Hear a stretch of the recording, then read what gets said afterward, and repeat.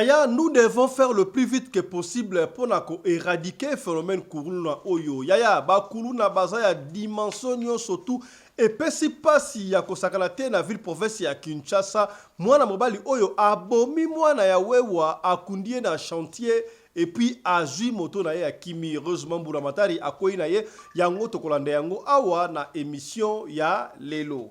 Makambo oyo ya kobotola batu mapangu tokanisi lokola esi kaka seri ya Maréchal Mobutu nzokande ezali ko continuer awa ba citer quelques noms lokola général Silvano Kasongo il paraît à botola bandako ya batu ebele paraît bandako a botola ndako ya ndeko eko lakisa ndenge ya botola lopangu na ye bakaboli yango 3 parties. Yeba binga bebenga na bana babimisi libanda epesi pasi ya kosakana tendeko oyo a expliquer to kozongela yango kaka na émission ya lelo mirwana ndeko kasongo omoni mirwana kuna ndeko na kasongo azui siko koto oyo bakabela yango général Basile Mutomba bakabelier kokabela oui yo pese na banda kunyoso oyo okoti ofandi na bandi atie ba locataire awa tango tolongoli bango ezalaki na 40 personnes bazalaki awa lokola ba locataire filmer na ndako na mono filmer ngo bien sûr kana on doit préparer retraite na yo ko boto la cause générale les impatients ndako kontene baba moi bien moi ndenge komi déjà ya konuna kaka na minute ozinda tangu tokumisaka le président burkinabé le capitaine Ibrahim Traoré zalaka Pambate pour ne pas dire est-ce que eza premier véhicule en Afrique est-ce que Burkina Faso est comme le premier pays africain où il y a la voiture électrique yaya ba monter ba fabriquer voiture ya marque burkinabé voiture électrique capable de parcourir 330 km ce qui au chargé en kaka 30 minutes au kitoko te exemple à suivre Capitaine Ibrahim Tokozongole yango kaka na émission ya lelo. Au volant pour l'essai inaugural, le ministre Serge Nyanyodem Poda, en charge de l'industrie. Ceci est un véhicule de marque burkinabé 100% électrique, capable de parcourir 330 km après seulement 30 minutes de charge. La Itawa Native, pur produit découlant de la gamme variée de la société burkinabé de véhicules électriques Itawa.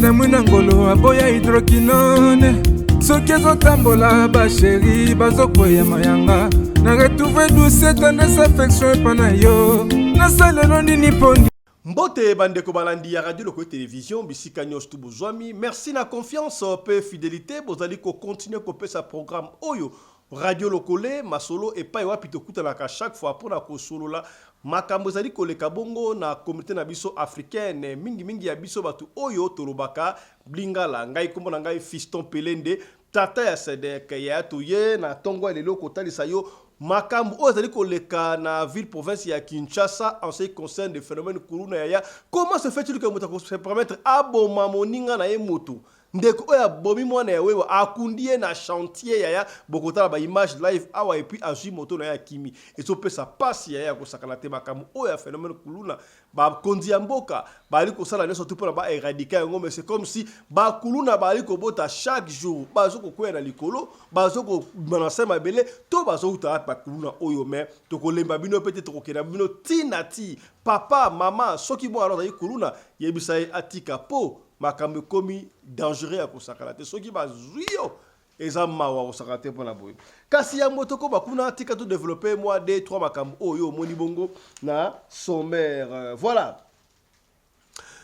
infiltration na armée na biso ezali makasi tis au sommet de l'état ndenge balobaka kasi ndeko oyo apesi ba itinéraire apesi ba piste alakisi commerce infiltration c'est-à-dire que ça m'appelle en mboka na biso ba côté ya ba Congo kuna ndeko afongo di dossier to landa yango na kimia landa ndeko oyo video oyo tindela yango ba konzi ba yeba landa na miniti oyo toyeko alerte bakonzi na mouvement mabe oyo ezosalama na madingu na ele ya Congo Brazzaville infiltration ezolinga ekota kote ya Luozi na madingu na Congo Brazzaville cité wana ya madingu 9000 hommes baza wana bazolinga bakotisa bango via Luozi soi-disant ba refoulé po baya kovanda na cité ya Kundi donc entre Kundi na Nkusumalombo la Luozi to alertaki le 16 janvier nani ayokaki ngai ke na dolezi bamoni ba jeune bakomi wana belé bauti wapi bakomona batoyo suspect population bayombe oyo baza na dolezi ba jeune babandi koboma bango na minute gouvernement congolais ya Sassou Nguesso a réussi à évacuer 300 personnes moins de 30 minutes. Bati payé, banine ye, bati ba mati bake, destination bakendaki na bango wapi na Madingu. Bazongsi bango na Madingu. Premier lot, et là qui premier lot, fallait katisa. Et ya, bit na bango nini, ba mabele bazui banini bazui baliko se salé. Bit premier bit baoya ko boma batu na ba village na Congo central. Et puis bazui possession bavandi. Donc baoya na village mo ba bomi batu boye baté sans trace. Bango bavandi wala.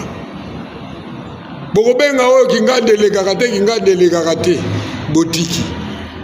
Et Rolanda, il y a des jours Mokolo alelo le 21, mardi le 21, Boeba Keza des jours le 19. Moi si à Corneille Nanga, Azalaki na Kundi na Luozi. Alongo na Luozi, ndo na Kundi de Kundi na cité à Kundi, atambola ki na Kusumalombo. Pour la retenir la praticabilité en Zela. En ce moment, a super bimina malembe nana présence ya mwasi ya Corneille nanga na Luozi bomoni obio boye biango te toloba te le Congo central rebelle kota te mu pepe wana manduki to boyango yango to sele to beleli population nyonso boza la vigilant barasta bala beto na beto partout Keba koyamba mupaya te na miniti oyo na village na yo dénoncer ye kopesa ye lipa te linyoko te eloko te ndenge mbuta Herode aloba na miniti oyo il faut vigilance. Ça devient sérieux hein, cette histoire tosengi en urgence na mokonza mboka mukontombolo na chef d'état-major général na ministre de la défense na ministre intérieur ya ko renforcer sécurité na Luozi entre Luozi et na ministre ya transport Jean-Pierre Bemba ya kolongola mesure ozwaki oyo tozo contrôler entrée mon côté. Entrée de fortune, plus de 150 entrées de fortune. Na elle ya songololo wana. Biloko ezokota. Longola mesure wana rapide. Pour ma service et sala musala au perdibe makambu. Longola. Na bambuta na biso bien que tozana ebembe. Ya munene auto célébrer ambuta mpanu bibandu ancêtre na lingi ko s'incliner na bambuta nyonso pona ko kosenga pardon na compte ya bana beto na beto oyo nyonso base déchaînaki na bamembre sympathisant ya beto na bacroyant ya beto na bafani ya beto na beto oyo batombokaki d'une manière ou d'une autre. Ngai nde ndoki ya munene bolimbiselanga bango nasengi bolimbisi na bambuta nyonso. Et c'est l'occasion ya koyebisa bana beto na beto bosede te na baprovocation biso tolukaki mvwama mokilo te ta eza mukie amna yo nde mutu eza makambu ya kobotolaka bato mapangu oyo nalobaki yango na ebandela tokanisaki lokola esila depuis la deuxième république nzokande ayi kocontinue ya batangi kombo ya général Silvano Kasongo oyo azalaki commissaire provincial ya ville province ya Kinshasa nzokande asala makambu ya somo boye abotola bato mapangu ebele parmi bato oyo abotola mapangu ndeko oyo aleli a expliquer comment est-ce que lupangu na ye bazwa yango bakata yango na 3 parties kutu général Silvano azwa yango apesa pe conseiller juridique na ye parti moko wana epesi pasi ya landa reportage oyo tinela bande bakonzi bamona makambu oyo bakonzi bali kosala ya epesi ngai mutu koswa est-ce que bakulu na balika ba civil to pene ba militaire na ba policier epesi ngai mutu koswa ya kosakana te botala. Oui, il faut pas kangaï. Secrétaire général à l'industrie, à Dosala Moussala Tissiko. Aya Botoli Batobandok, c'est qu'il y a Somi Bandako Nyos. Et puis, il y a Moko Ayaki qui supervise les Bazobenga Nabato. Il y a Moko Ayaki. Ok. Baboto la rabat. Oui. Boye vraiment. Ah, tout le monde a immeuble, il y a 2 niveaux. Il y a un niveau moko. Ok. Oui. Merci beaucoup. Ok. Bato nyonso nde bato babotoli mapango na ba. Tozokende lisusu. Donc, il y a l'entrée principale. Il y a l'entrée principale. C'est quoi en combien? Awa ezalaki entrée principale nanga. Oui. Na guérite ya ba policier nanga awa. Oui. Oyo l'état pesakanga, on a salela l'état. Oui. Batang babenganinga bakati lupango en 3 parties. Première partie oyo ezalaki entrée nanga bakati yango ezwami na général Silvano Kasongo moko oyo azalaka na elekoana inspecteur provincial à la police. Na bande ko yebisa Silvano Kasongo na bande ko yebisa ko zaka mutu anyamu nyambo wanga naka nzoko ya botola bato bipangwa pona nini boza bongo vérité babomba yango te ya vérité babomba yango te to avancer la kisa du susu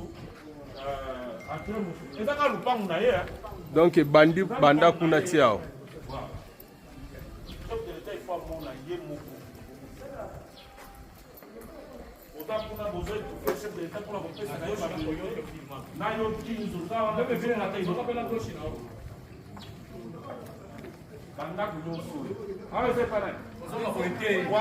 nazwi te oza te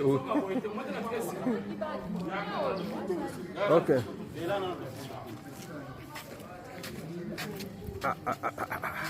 lupango koloto o mirwana nde Kasongo omoni mirwana kuna nde kuna Kasongo azwi siko koto oyo bakabela yango général Basile Mutomba bakabeli ye kokabela oui na banda kunyonso oyo koti ofandi na bandi atie ba locataire awa tangu tolongoli bango ezalaki na 40 personnes bazalaki awa lokola ba locataire filmer na ndako na mono filmer ngo bien ya kana on doit préparer les retraites na yo ko la cause générale les impatients ndako kontene na ndenge komi déjà ya konuna tono kaka na minute ozinda do bakabeli yo et puis côté mosusu wana awa siko nde batiaka mire mire pour la 3e place apesi maître Michel azalaka conseiller juridique ya Silvano Kasongo donc il va pesa qui koto étage appartement oyo tokenda na ye na justice bakondana ye na haute cour militaire mpe batinda ye na makala bozoyoka donc tile aza na makala te alongwa mpo bakatelaka ye 10 mois ok malgré ça aza condamné ok ntango abiminda ye koteka ateki yango Ok. Bonsoir maman. Maman, vous allez bien? Ah, comment elle est bien? Depuis le matin, je n'ai pas encore mangé. Vraiment, vous allez manger comment? Juste quand je me réveillais, on me dit, voilà, il y a un message là-bas, il y a des problèmes dans le site, il faut y aller. Vraiment. J'arrive ici, la porte ici, là. Yaga, pour ça, maman. Tout cassé. Ils ont tout cassé. Là, la gestion est en train de travailler. Kota, on t'a filmé d'un coup, papa. Voilà. Hein? Okay. Ils ont tout cassé, on est en train d'arranger. Comment les gens peuvent dormir dans ces conditions? Maman, Toloni Kakapo, Moni Bakinois, français, un peu moins mon boulot. Vous allez employer des termes ici que tout le monde ne peut pas comprendre.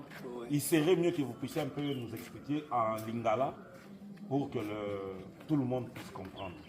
Qu'est-ce qui s'est passé réellement aujourd'hui? Ni les cas, ni les lots. Maintenant, on a vu que le makelele moko ezakuna bafoyi moko bazakuna bazosala makelele.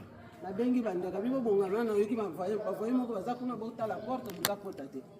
Le temps to koma wa déjà basi ba casser. Porte akokanga basi ba casser portail. Tala libende na. Libende na mona ba casser nyonso tout ba clé ba cadenas eza cassé. Baboni bato bazaki na ndako baza fermé ba casser portable. Bake ba mati na likolo kuna na sima. Ba mati ba escalader ba buki nyonso tout. Ba escalader ba buki na sima. Ba mati na fenêtre ya chambre ya likolo. Ba mati okana mire quoi. Ba mati na fenêtre. C'est voici na kata na kina bébé na mwana na ye balali na mbetu. Bando panza biloko na ye. Tant balongo epa na ye ba buki côté na biso awa. Bazu basaki bazo panzo ndia bazo luka mbongo na kati nazo ebate esanini. Donc, bazu ba pays ba na ba péri. Oui, ba panzi ba mesa. Ba mesa salon de Nanyango o ya tinaki batwana. Tozo ebate. Mukanda to moniteur eloko bongo te. Okay. Biloko ba panzi yango. Biloko bazobi. Non, pour vidéo que vous avez fait moi moulaï, tozuka boé, l'essentiel message est le cas. Pour ma pango eza ibelé. Yango monito nengeto interview bino et ça quand même bien pour mokonzi moko amona ne makambo. Troublé penza pe ya baki. Na tongo 8h boye vraiment bien. Vous malade vraiment. Bazaki au moins combien? Bazaka ba 20 40 par à côté là bakangi même pas. Bakanga na kati. Bazoko na basaki nanga. Bazoko na basaki ngana te na fuma porte chambre bazolinga te bakangi na kati. Plus de 100 personnes. Bon, chef de l'État, ils ont makamozo ou tala munoko nangate. Tala kama nikola biso ba congolais na ba congolaise ndengi bazo traumatiser bango. Et pas mutu oyo au secrétaire à l'industrie wana o batanga ki kombo na ye wana ba ya somi mapango aussi ça film silité tozotanga mutu na mutu nyoso zo la kisa mapango na ye. OK, chef d'état yo moko la na ndeka ajuster azo travailler ajuster ye wana ba ko la ndengo wana te songo bazo matana fenêtre ko ba ba ça le loko ko bebe ba l'image de reconnaît chef d'état. Est-ce que chef d'état ni makambo ayi bien ko ba ngeni tokende na Burkina Faso et pas wapi président ya mboka Burkina, le capitaine Ibrahim continue à nous impressionner nous tous les Africains. Est-ce qu'il a commis premier président africain a une innovation tant on a monaka capitaine Ibrahim Traoré la kanisaka Thomas Sankara makambo ale kosala o robaka bakola tabilambaka ka o esala bene ba tisi burkinabé yango ememaka na liwatu yebi yango batebe ba dongolo miso bakolinga ba éliminer capitaine Ibrahim ekosimba te dans le din fils Afrique descendant Vuluzu Kimbangu bakolonga été tala. Est-ce que na komi tuna est-ce que Burkina Faso est comme le premier pays africain ya kosa la voiture électrique té? Est-ce que oui, ba pays soit africain, tel que l'Afrique du Sud, ba Maroc, Conso, ba Montaka, mais oh ya kosala du début jusqu'à la fin. Yaya, na Burkina Faso, ba sali voiture électrique capable de parcourir 330 km ce qui est chargé en gros kaka 30 minutes. Ouais, c'est ngoté pour les Africains. Tala. Au volant pour l'essai inaugural, le ministre Serge Nyanyudem Poda, en charge de l'industrie. Ceci est un véhicule de marque burkinabé 100% électrique, capable de parcourir 330 km après seulement 30 minutes de charge. La Itawa Native, pur produit découlant de la gamme variée de la société burkinabé de véhicules électriques Itawa. En choisissant Itawa, vous ne choisissez pas seulement un moyen de transport, vous choisissez une vision, un mouvement vers une mobilité durable. Vous devenez partie intégrante d'une communauté qui valorise l'innovation, la qualité et le respect de notre environnement. Chaque fois que vous prendrez le volant d'un véhicule Itawa, vous participerez à une aventure collective, celle de construire un Burkina Faso plus vert et plus prospère. Également présenté à cette cérémonie, la Itawa Sahel. Cet autre élément de la révolution lancé par ses promoteurs nationaux, conçu avec l'expertise des ingénieurs burkinabés. Cette démarche qui se veut un symbole d'espoir du peuple burkinabé en matière d'innovation technologique entre en droite ligne de la vision des plus hautes autorités sous le leadership du capitaine Ibrahim Traoré. Lors de ces nombreuses... Voilà. Wane Zalaki na Burkina Faso, c'est pour interpeller le président africain, ceux qui ont volontaire africain. On va avancer. Je vous ai toujours dit que l'Afrique peut vivre sans l'Europe, sans les Occidentaux, mais les Occidentaux ne peuvent jamais vivre sans Afrique. Allez-y comprendre. Donc, force à toi, capitaine Ibrahim. Congratulations, félicitations à vous, le peuple burkinabé. Voilà.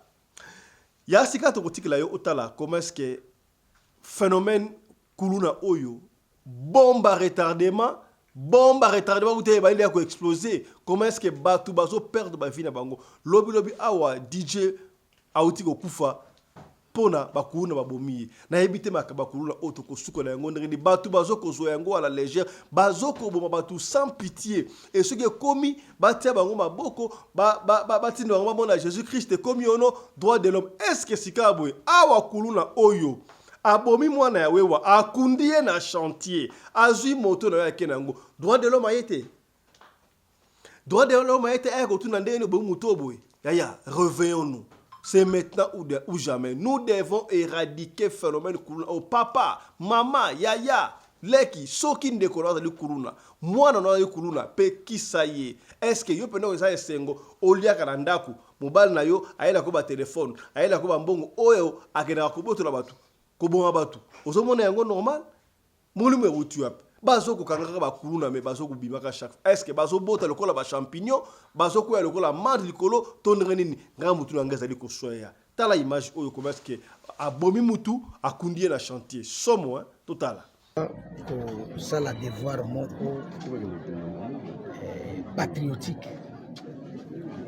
Tozalaki informer la population na acte criminel oyo papa ozali liboso ya bino wana auti kosala ya 1 mois. Profiter de l'occasion pour remercier la population de Kinshasa oyo epesi ba service information oyo pe tokoti na mozido tokomi na résultat oyo awa esika tozali na Mongafu la quartier Tchad na banzi omoni esika tozali ezali na ba périphérie na ba coin na ba recoin de esika tata wazali liboso na biso wana sima ya kozwa motard comme taximen atika ye na ndako toyebi te na mobile nini ekomiki aboma ye mpe akunda ye sans cercueil asala fosse commune na ye asala mpe cimetière na ye tala eloko ya mawa wana nde etindi tokita awa mpe toprofite na occasion oyo koyebisa bakimaz na bakino ke bakontinue kokolabore na baservice ya police na ya renseignement na ya armée na ya immigration na ya nyonso ebengami service ya l'État esengeli kopusanaka pembeni na bango mpe kopesa bango mayema za koleka mpona ete polisi na cadre ya répression ekita kotia maboko na babandi na bacriminel oyo bazali koboma bacompatriote sans motif. Mwana mobali wana azali na 16 ans oyo alali wana ye azali na une je crois trentaine d'années akoyebisa biso eloko nini mpenza etindi ye akoma na niveau wana. Certainement aza na motivation na ye yango tokola.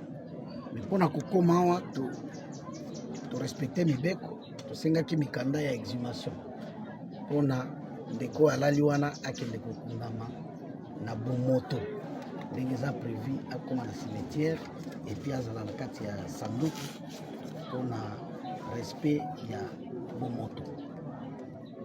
Tokoki kosaisir mpe occasion mpona koyebisa bakinois base méfie na baapparence kozala ndenge azali wana choriste elakisi te ke akoki kosala infraction te to akoki kozala criminel te.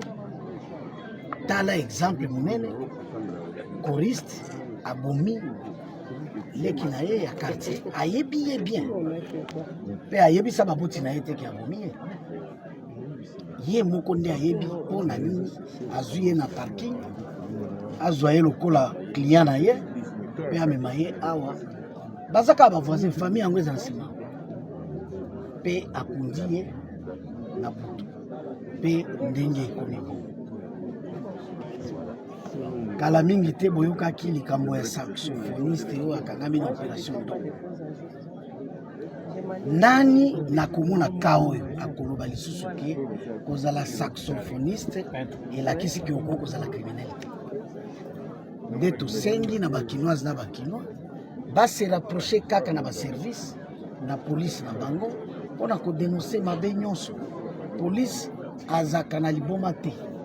Polise soko emoni azali kointerpele yo aza na bametode atangi mpona kosuspecte motu to mpona komona ete motu oyo akoki kozala moto mabe.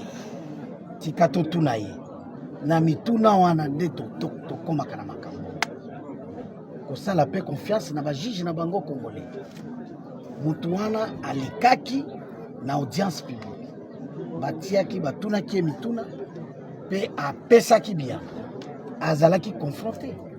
Mais pourquoi kotia bakinois lokola ke polisi akendaka kaka kokanga bekangaka? Ntango oza koveikile message ya modele wana ozosunga mboka na nini? Tosengi na bakinoise na bakinois bazala lucide, bazonga to réfléchir ndenge nini ya kotambwisa mboka na biso. Nous sommes venus dans ce quartier pour la 1e fois, comme l'a si bien dit le bourgmestre, pour exhumer et chercher à enterrer dans les conditions dignes et prévues par la loi. C'est notre compatriote dont le corps loge dans le cercueil que vous avez là-bas. Derrière nous, on peut bien croire que ce sont des maisons abandonnées, mais c'est à confondre avec des cimetières ou encore des fosses communes. Donc, c'est ça le mobile de notre descente ici.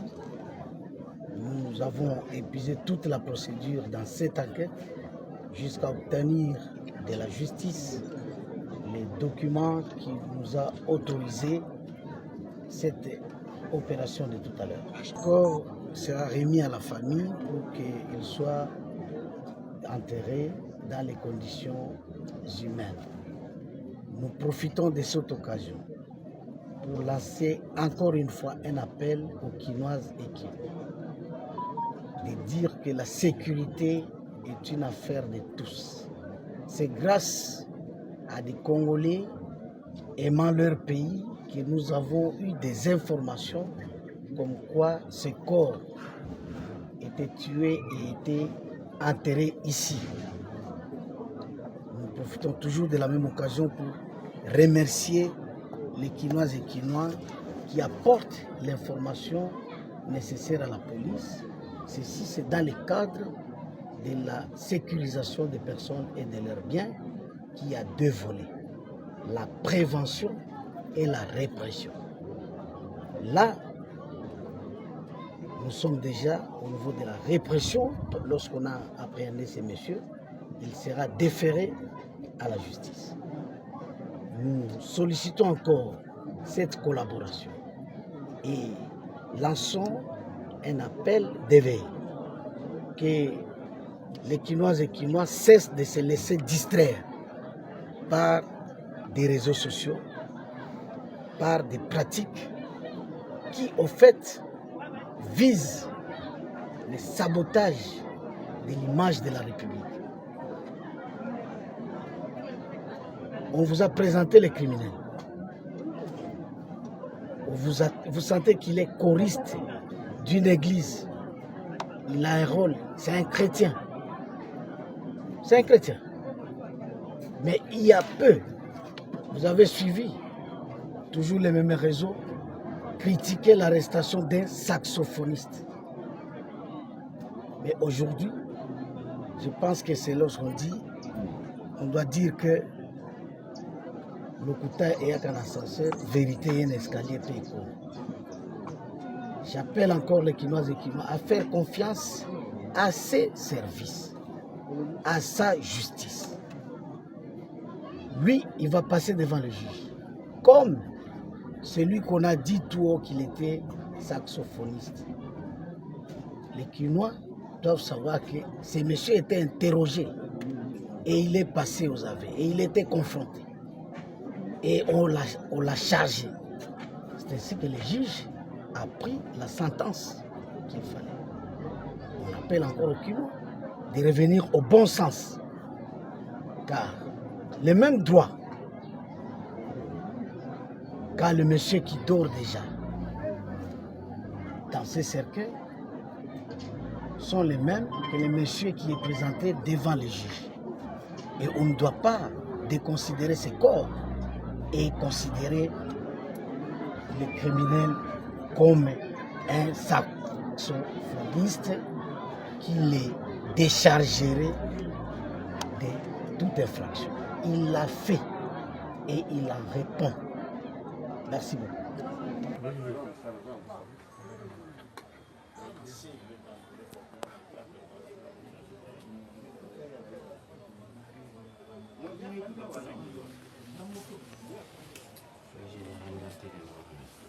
Bonjour.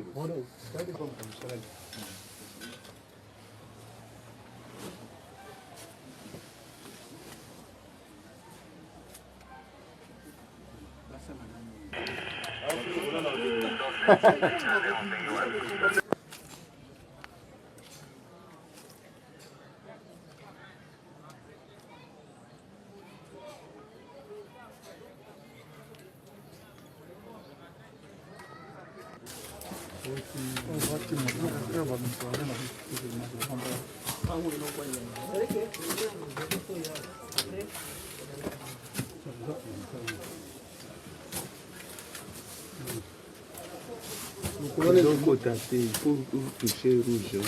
Toucher. Oui, bon, c'est comme le collègue Monana qui voit la bombe, pour te faire monter. On est référence, le collègue Monana qui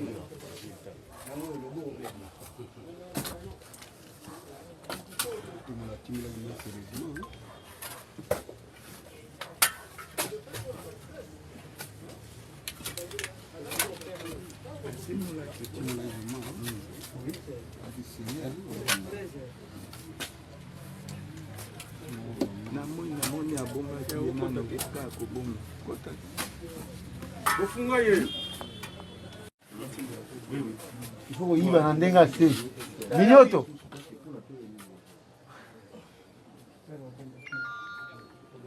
aje makasi ndoto eza awa elamba yango elamba ezomona toke kwani te batimo timo ni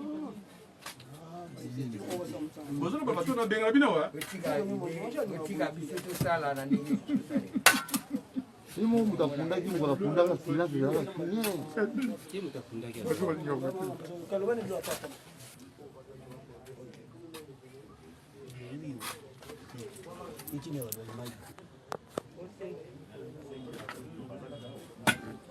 il faut koyeba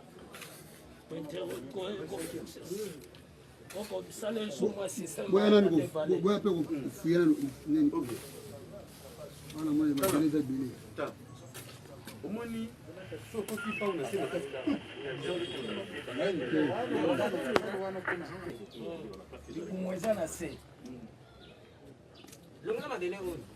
bolongoka pembeni koto oyo botika kuna aosede na ye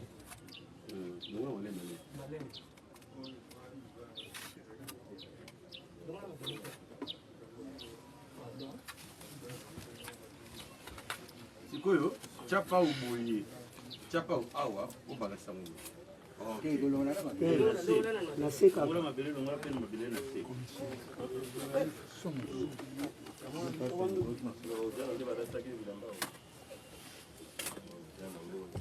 Bois Souma.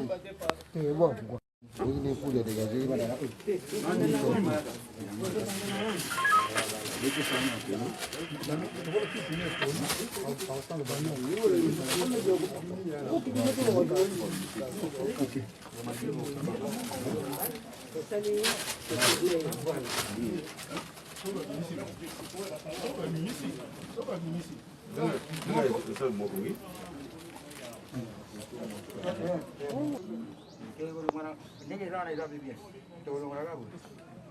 Pudane kwa kule ngocha na poshi na yo. Na poshi ngocha na poshi na wote. Ngwana. Patron bena izana nani yo? Izana nani ni? seke aba bakundana hivi mwana na makulu wiba. Kwa mabele kwa sababu. Na tengo uzia matiko. Kuila mbako lebe mwana na awa.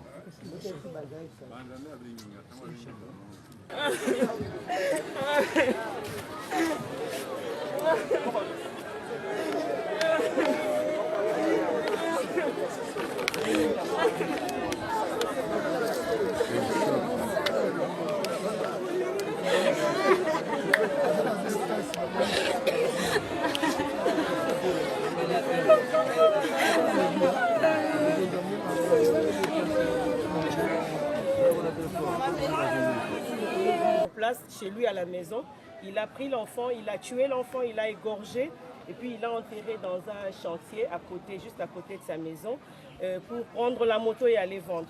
Nous sommes très désolés, nous sommes vraiment dans le regret d'exprimer notre malheur et notre tristesse par rapport à ces petits qui viennent de rendre l'âme alors qu'il n'avait pas encore atteint les objectifs pour lesquels sa famille est en train de se battre. En tout cas, nous demandons au gouvernement de pouvoir voir un peu cette situation parce qu'il y a une vie qui est perdue comme ça, une famille est en pleurs, une famille est déchirée à cause de cette situation.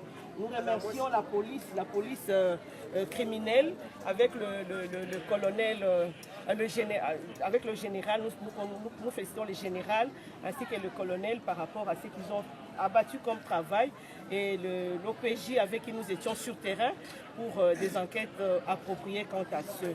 Et nous demandons au ministre de Justice d'ouvrir l'œil et le bon par rapport à cette situation. Ce monsieur doit être condamné comme les Koulouna qui ont été condamnés à mort à cause de leurs actes.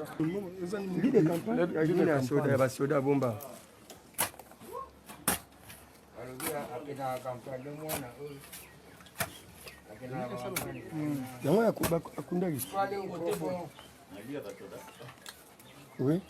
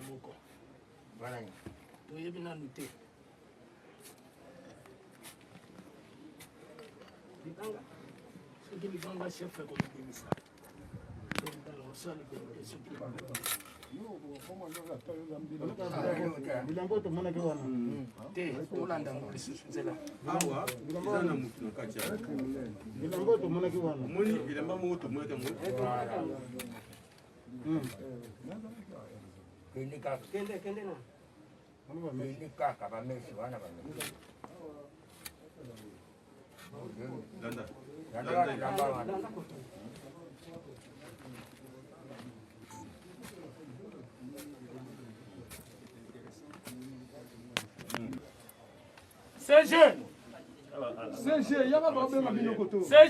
ni renfort. CG. Moroya ça.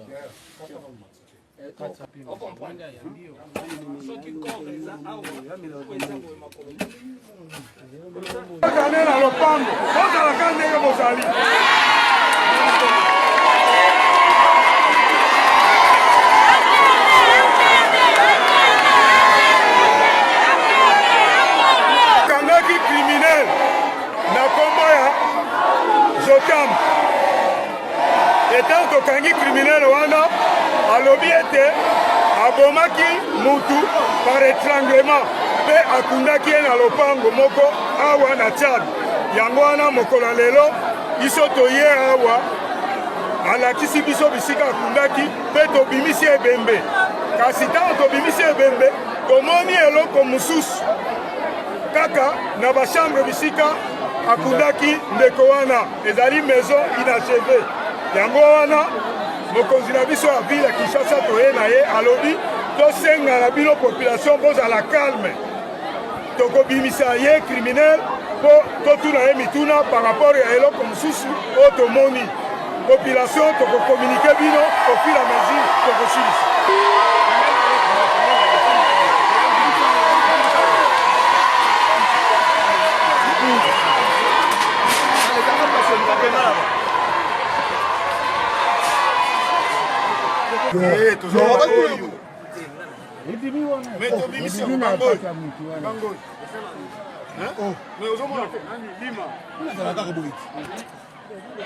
Tina suka tina ndenge osali pesaka report yo eloko mikuna kana yeba tuno tazani yo li campagne ya yo tombe place tozi bembe wana sema bembe bon to moni yango prend place pembe c'était va général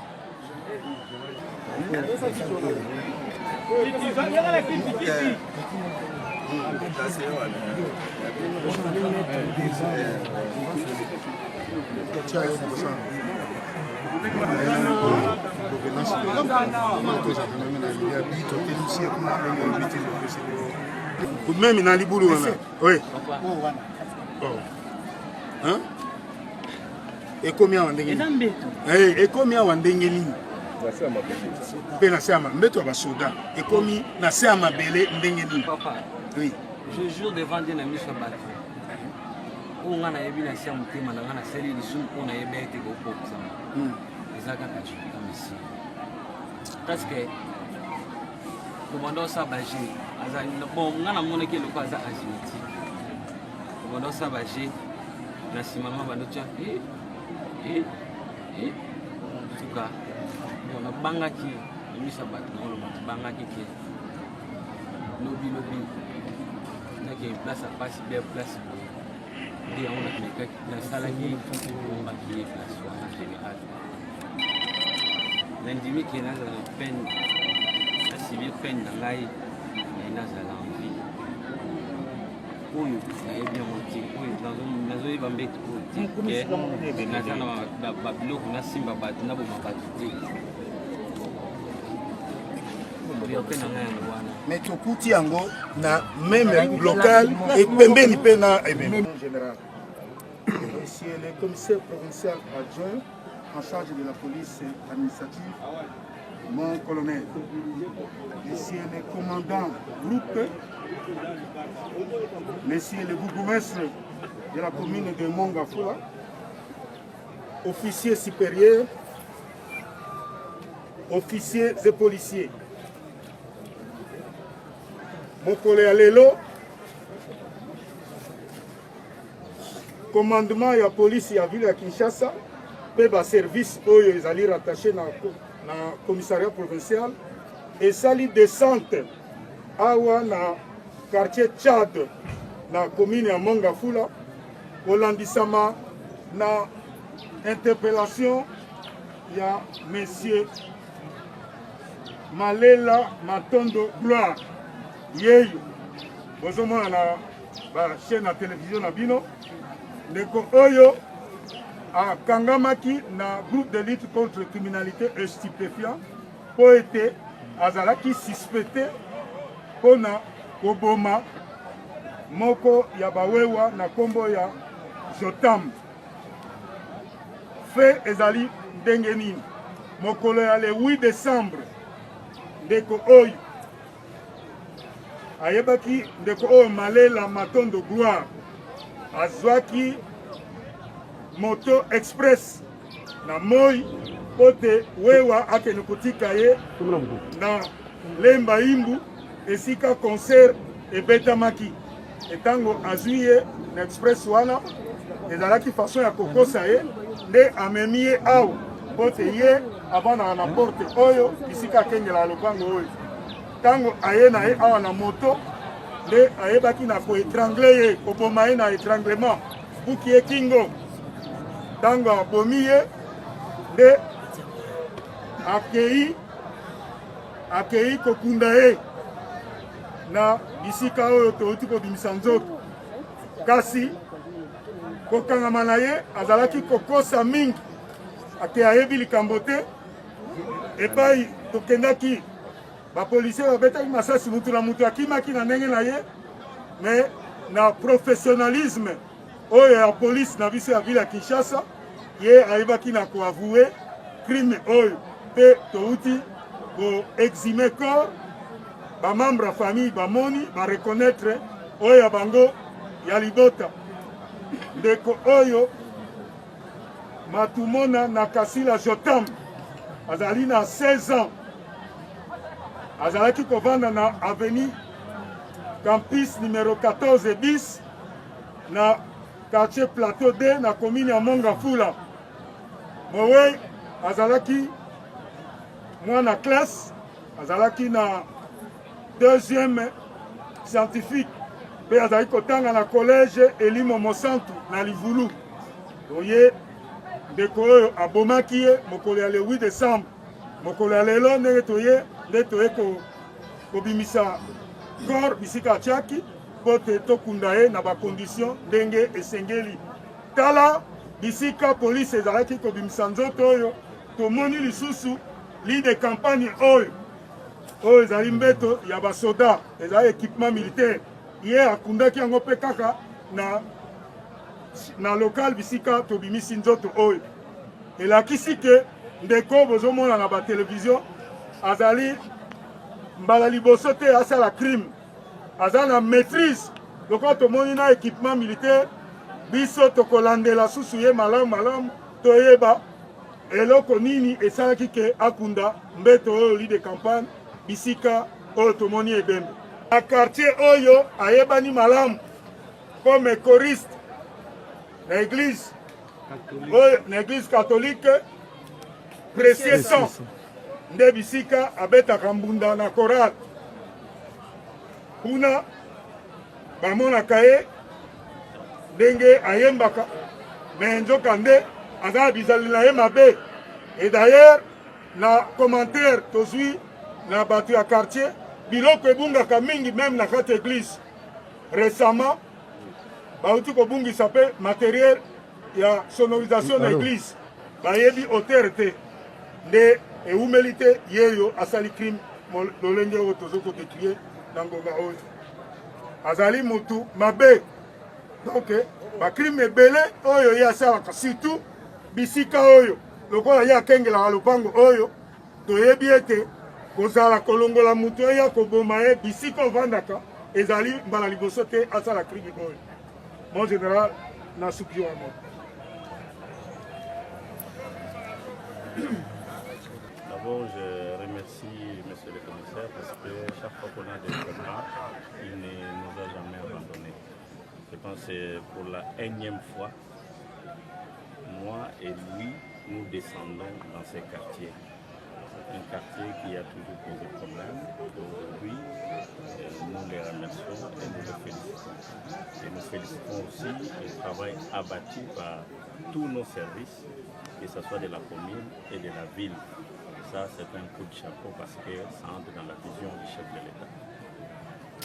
Aujourd'hui, la jeunesse, je pense, vous le savez bien, nous nous battons pour que cette jeunesse puisse changer, contribuer au développement. Mais vous voyez un vrai faux chrétien. Ça, nous sommes au 3e cas des faux vrais chrétiens qui commettent des crimes. Donc, nous demandons aux pasteurs, aux prêtres, de jouer pleinement leur rôle pour contribuer à la sécurisation de la ville et puis de la République démocratique du Congo. Parce que beaucoup de criminels commencent à se cacher dans nos églises. Et ça, c'est un danger pour la société. Et lui va payer son prix parce qu'il a voulu. Et la loi s'est dit, mais c'est là. Qu'est-ce qu'il a fait? Ce qu'il a fait, vous avez vu, ce jeune du quartier qui n'est rien d'autre que son petit frère du quartier. Il les connaît bien.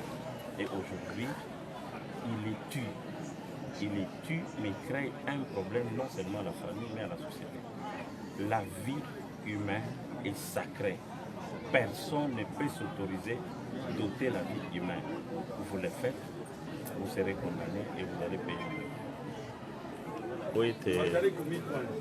Ndeko mobali moko abomi leki na ye ya quartier esali 2 mois bazali kotuna ye mais aboyi koloba lelo alobi nde tokitaki na terrain ndenge papa général alobi exhumation esalami nzoto ekende pa ya famille po ete ekundama na ndenge moto nyonso ya solo akoki kokundama. Tozali kosenga nde tosengaka ntango nyonso renseignante ya liboso ezali population. Ntango ozali kovanda na quartier ozali komona ete yaya oyo ndeko oyo etamboli ne ezali mabe kopusana na baservice oyo elongo bani kopesa sango po ete eyeba koankete sur ye. E soki biso moko na bakartier tozali kotala ndeko azosala mabe biso tozoloba eloko moko te tozali s'exposer. Bana na biso bazali kokufa bazali kobunga pendant que ndoki to criminel azali na biso po niameliaka nguba azalaka na kati ya nguba. Mais soki yo ozali kodénoncer te okomona ete quartier ya kosila tozokanisa te ndoki azokota mosika nde ndoki toza ne publie. Esika nini criminel oyo asali musala na ye na cadre ya koluka babandi biso police musala na biso koluka babandi kokanga bango pe kotia bango bazwa bitumbu na bango ko exécuter ba peine eza prévu par la loi neti muto ya bomimu ye peine na eza ndisi.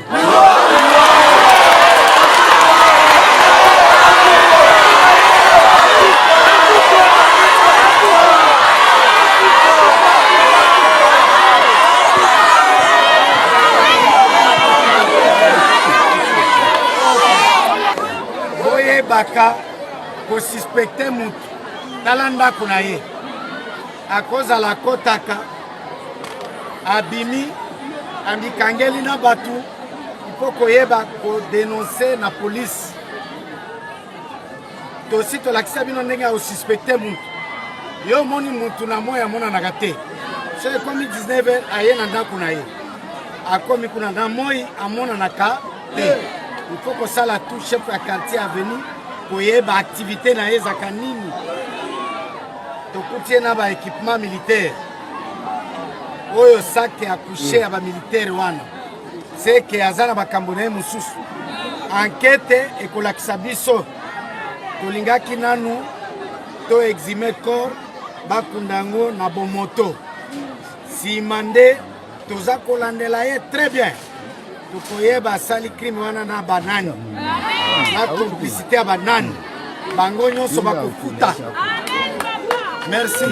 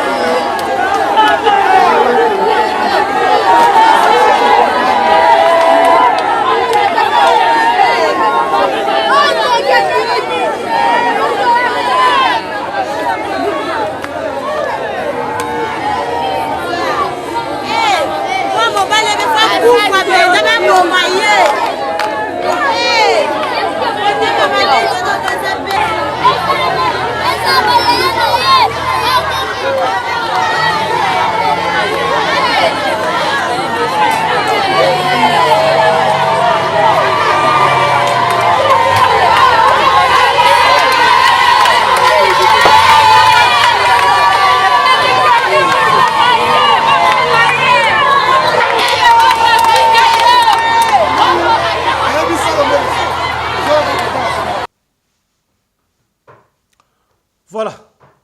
Et puis si passe ya kosakanate. Tosuki awa pona tongo ya lelo, yo mutu ali kotala biso, soki ozala lisolo ya kopesa, benga biso opesa lisolo na yo.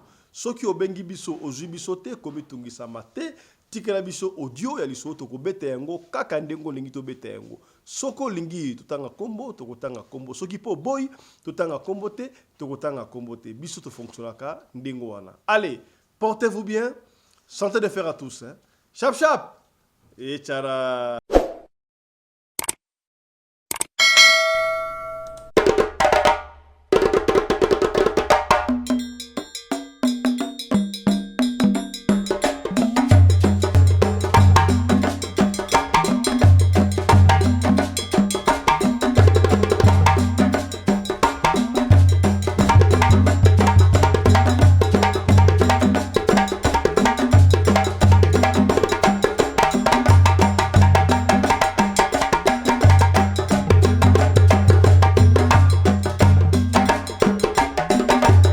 mobali mbinga na mwina ngolo aboya hydroquinone soki ezotambola basheri bazokwea mayanga na retrouve douce tendresse affection epa na yo nasalelo nini mpo